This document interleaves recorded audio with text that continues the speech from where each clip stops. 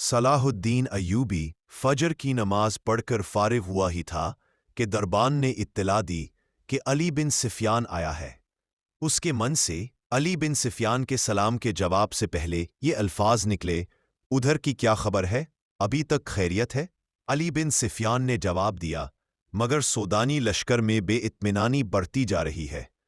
میں نے اس لشکر میں اپنے جو مخبر چھوڑے تھے ان کی اطلاعوں سے پتہ چلتا ہے کہ ان کے کسی ایک بھی کماندار نے قیادت سنبھال لی تو بغاوت ہو جائے گی۔ صلاح الدین ایوبی اسے اپنے خیمے میں لے گیا۔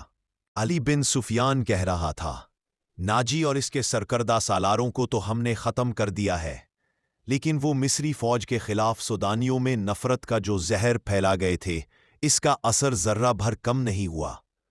ان کی بے اطمینانی کی دوسری وجہ ان کے سالار کی گمشدگی ہے۔ میں نے اپنے مخبروں کی زبانی یہ خبر مشہور کرا دی ہے کہ ان کے سالار بحیرہ روم کے محاذ پر گئے ہوئے ہیں، مگر امیر محترم، مجھے شک ہوتا ہے کہ سودانیوں میں شکوک اور شبہات پائے جاتے ہیں۔ جیسے انہیں علم ہو گیا ہے کہ ان کے سالاروں کو قید کر لیا گیا ہے اور مار بھی دیا گیا ہے۔ اگر بغاوت ہو گئی تو مصر میں ہمارے جو دستے ہیں وہ اسے دبا سکیں گے۔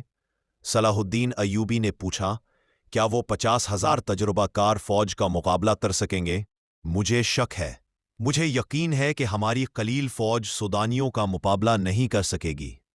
علی بن سفیان نے کہا، میں اس کا بندوبست کرایا ہوں۔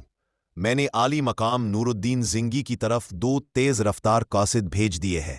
مجھے صلیبیوں کی یلغار کی ذرا پر پرواہ نہیں۔ سلطان ایوبی نے جواب دیا، پریشانی یہ ہے کہ کفار کی بلغار کو روکنے والے شراب کے مٹکوں میں ڈوب گئے ہیں۔ اسلام کے قلعے کے پاسبان حرم میں قید ہو گئے ہیں۔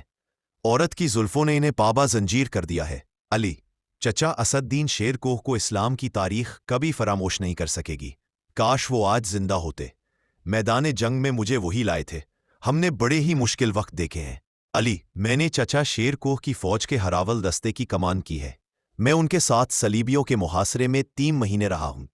مجھے شیر کو ہمیشہ سبق دیا کرتے تھے کہ گھبراہٹ اور خوف سے بچنا، تائید عزدی اور رضائے الہی کا قائل رہنا اور اسلام کا علم بلند رکھنا۔ میں شیر کوہ کی کمان میں مصریوں اور صلیبیوں کی مشترک فوج کے خلاف بھی لڑا ہوں۔ سکندریہ میں محاصرے میں رہا ہوں، شکست میرے سر پر آ گئی تھی۔ میرے مٹھی بھر عسکری بد دل ہوتے جا رہے تھے۔ میں نے ان کے حوصلے اور جذبے تر و تازہ رکھے، یہ میرا خدا ہی بہتر جانتا ہے، تاکہ چچا شیرا کوہ نے حملہ۔